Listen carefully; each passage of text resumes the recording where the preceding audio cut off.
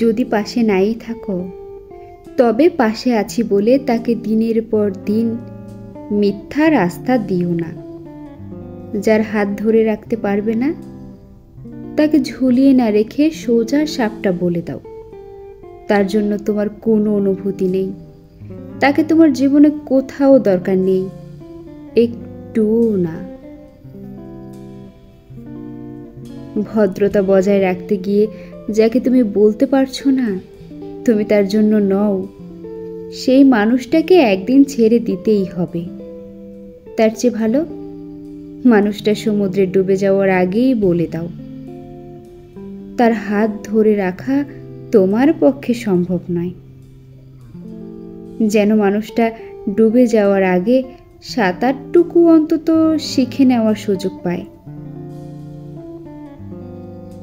একজন তোমাকে ভালোবেসে বারবার খোঁজ খবর নিচ্ছে, ফোন দিচ্ছে, ঘন্টায় ঘন্টায় মেসেজ করছে, আর তুমি দেখেও না দেখার ভান করছো।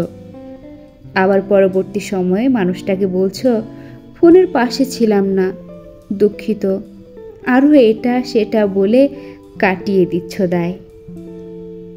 এখানে তোমার প্রতি মানুষটার আগ্রহ রয়েই গেল।